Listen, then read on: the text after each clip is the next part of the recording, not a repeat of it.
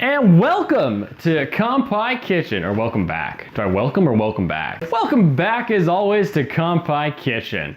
Today we're going to be making one of my favorites, tonkatsu. And what this is a breaded and fried little pork cutlet or big pork bucket. And what we're going to be making today is tonkatsu, which is a fried pork cutlet covered in panko.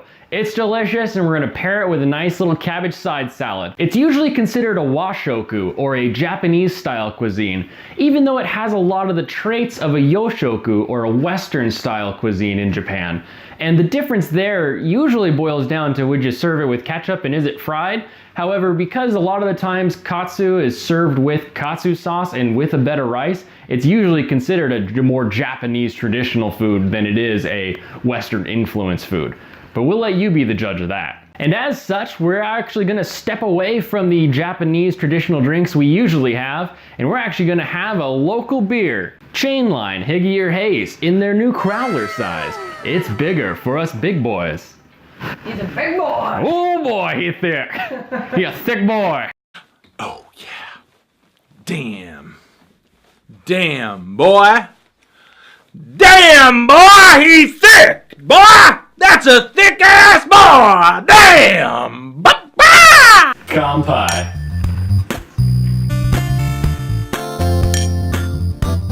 For our side, we're gonna have our traditional cabbage salad. Now sometimes when you order katsu in Japan, you're just gonna get a bed of cabbage that it's served with. And cabbage is great because it's got some natural sweetness that lets it just stand up hard on its own. But we're gonna take that and we're gonna add ourselves a little sesame and miso dressing so that we actually create a more traditional salad. And that's gonna start with us chopping this up and then shredding it super thin, because there's nothing that goes better with one of these katsu cutlets than a really, really thin sliced cabbage salad. Really important, because we're gonna go real fast to cut this extremely thin. You're going to want to have your thumbs and your fingers curled and have that knife just press right against the side of your knuckles, so as it goes up and down, you're not going to risk cutting off your fingers. Super important. Call it a cat's paw, call it a tiger claw, whatever makes you feel good when you're cutting, just make sure they're curled.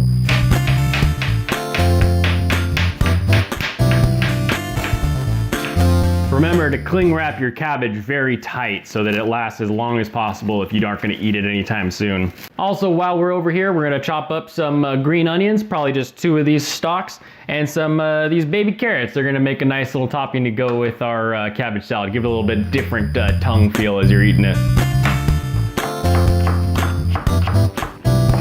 you using the whole Yeah. the cutting? Yeah. Pretty great. It's definitely not what it was designed for, but it works really well. All right, so let's put together our dressing. It's gonna be primarily miso with some water to help make it a little more runny. Then we're also gonna add ourselves some rice vinegar, some peanut oil, some sesame oil, and a little bit of that light soy sauce that we used in a previous episode. If you're allergic to peanut oil or sesame oil, you can definitely feel free to leave them out. I just find that they add that little bit of aromatic flavor to the whole dish, where the miso gives it that rich saltiness that we want. And for this, I use ratios as opposed to any sort of exact amount. I don't really have a perfect recipe for this, and I also kind of go by how much salad I think we're gonna have. Your first kind of ratio is about half as much miso as you have. You're gonna want to add water. All we're looking for here is enough water to smooth it out so that it'll combine nicely with the rest of our ingredients. I do like my dressings a little more on the vinegary side, so right now we have about a half cup of my miso and water mixture, so I'm gonna put about 2 tablespoons of vinegar in there. The soy sauce is just to add a little bit extra saltiness, a little bit of that, little bit of umami, a little bit extra of that umami in there, about a teaspoon or so. With the sesame oil, this is going to be one of the strongest elements you add, so we're really just putting it in there to get that smell going through everything. So really go light on this, 1/4 teaspoon, 1/2 teaspoon, maybe a teaspoon, depending on how much you're doing. I'm going to go for that about 1/2 teaspoon measure. Now, whenever you're making a dressing, you're going to want to sample it to see what you may want to add or take away. Now, when you sample dressing, you want to use the leaf that you're going to be putting it on, because in this case, the cabbage is going to bring a lot of sweetness into the dish. So we're going to see how it tastes with a little bit of a cabbage leaf here. Here's your cabbage. You got it? Thank you. Oh, drop them. And for me, that's got a good oiliness that's covering it. We're gonna need a little bit more of that vinegar though, because I like my dressings to have a bite. We're also gonna add a little bit of salt because that always helps out a dish. Good. That's what we're looking for. Now onto the meat. Now we're gonna use a pork loin. You could really use anything. You could do chicken, you could do beef, you could even do some sort of vegetable replacement for any of this. But we're gonna stick with pork loin because I said tonkatsu in the beginning, and dang it, we're gonna stick to that tone. Yeah, tonkatsu, baby. I like to buy it as a roast or even as the full length. Right now it's about springtime, so if you go to a Costco or any sort of larger grocer, you should be able to find a full pork loin. Now this is gonna be about 5 inches in diameter, not those little tiny pork tenderloins that you'll find at some stores. You want the big loin, because when you chop this boy, you want it to be a thick boy. Now, if you can't find the roast, if you can't find the tenderloin, you can buy just some pork loin chops. Buy the thicker one, because again, we need them thick boys, because you'll see in a minute. Don't buy the thin ones unless you really, really hate the way meat tastes. First thing I'm gonna be doing here is I'm gonna be cutting them in about 1 inch lengths, maybe a little shy of that, maybe down in the 3/4 range, but something that's gonna have about a 1 inch to a 3/4 inch size for me. Come on in and check out this cut line I'm gonna put on it. You want us to see them? Check out this slice. Check out, I got my knife hand out. Knife.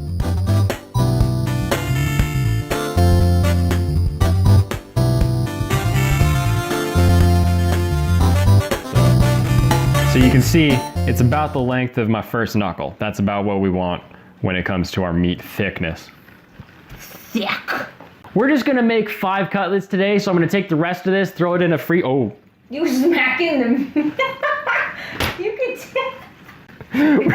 We're gonna take this, throw it in a freezer bag, and then throw it in the freezer for another time. You need me to open that for you? Oh, would you help me? I get. No, this is way more entertaining. You did a great job with a single hand. Wow. Everyone's proud of you. They call me one hand meat. All right, so now that we got all our thick boys cut up, we're going to pound them flat. So whenever we pound meat, we're gonna throw it on some cling wrap at the bottom and on the top so that as we're pounding it, it's not gonna spray blood everywhere. All right, so I've encapsulated my pork loin chop here and I'm gonna pound it. We're going to go from that about inch thickness down to about a 1/2 inch thickness. And we're gonna use the smooth side of our mallet. Now, if you don't have a mallet, I use a very lightweight one because I don't wanna bring a ton of pressure down and break it apart. You could use the bottom side of a small glass if you have it, just very gently pressing until you reach that 1/2 inch thickness. All right, let's get pounded.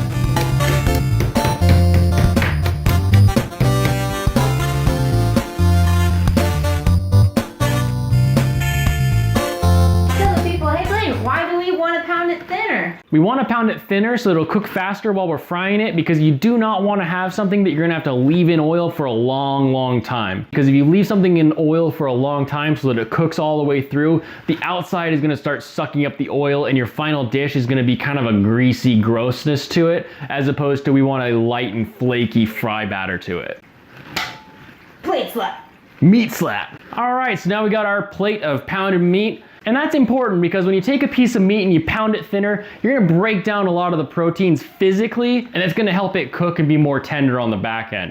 This is the big reason why you don't wanna buy the thin cut pork chops when you go to get them at the store. And that earned us another kampai. Big old juicy kampai. Cheers. Now it's time to get them breaded. And this is gonna be a 3-step process. We're gonna take our pieces of meat, dredge them in potato starch. You could also use cornstarch, but anything that's got that real fine starch powder to it will work. Then we're gonna put it in an egg batter. Then we're gonna dip it in our panko flakes, make sure those get pressed on nicely so that they stick with us throughout the end in the full cooking process, and then set them aside to wait. And then we're gonna head outside and get these puppies frying. One quick tip for when you're doing any sort of battering of food, keep one hand pre-egg and meaty and the other hand post-egg and bready.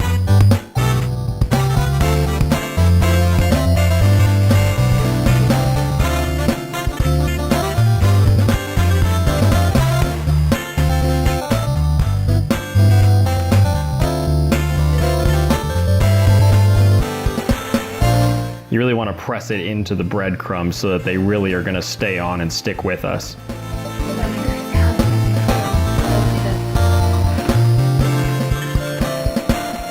Outdoor blustery audio time. So what we're gonna do next is we're gonna fry it. We're outside because I don't wanna make the whole house and kitchen smell like fried food for the next week, week and a half. So we've got our oil, it's in here. It's been sitting at about 400 degrees, which is perfect. And what we're gonna do is we're gonna take our pieces and we're just gonna slow lay them in. Don't be scared, just go right for it. Just like that.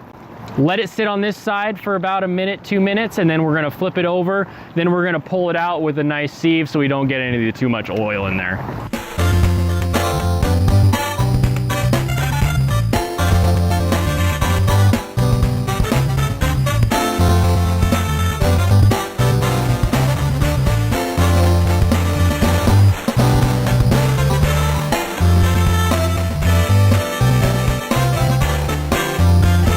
We're back inside with our fresh fried food, so let's get ourselves a new kampai. Where my Big Ole Beer at? There it is. Yes. All right, what we're gonna do is we're gonna throw these guys on a cutting board. Now that they've dried nicely, we're gonna take our knife, place it over the top, and press down very quickly to give us some nice strips because it's gonna be easier to eat when we hit the table. Throw them on our plate, and when we serve these, we're gonna use a little bit of Katsu sauce. I have yet to find a decent recipe that works pretty well to make it. So I just pick up the Kikkoman. I find it tastes the best. It's got the best balance of sweetness and saltiness with all the other katsu sauces. Shikoku is pretty okay. It's a little too salty for me though. I'm gonna stick to this one though.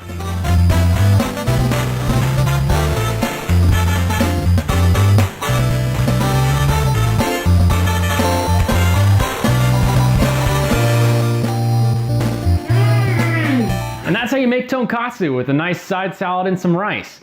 Now, for anybody else out there who wants a little bit extra sauce on their meal, you can cover it in the katsu sauce and then give it some of that Japanese Kewpie mayo to finish it off. Maybe give it some of those fun cut lines like you saw in our okonomiyaki video. Really, it's up to you. Have fun, sauce bosses. Thanks for joining us, and I hope you get to enjoy yourself some tonkatsu. This is definitely a meal that I'm confident in way more than our last one. And if you missed that one, definitely head on back and check it out. Leave us a like or a dislike if you don't like this recipe, or if you do like this recipe, let me know what you'd change. What kind of meats would you fry up down below? And I'll see you later. Kampai. Kampai.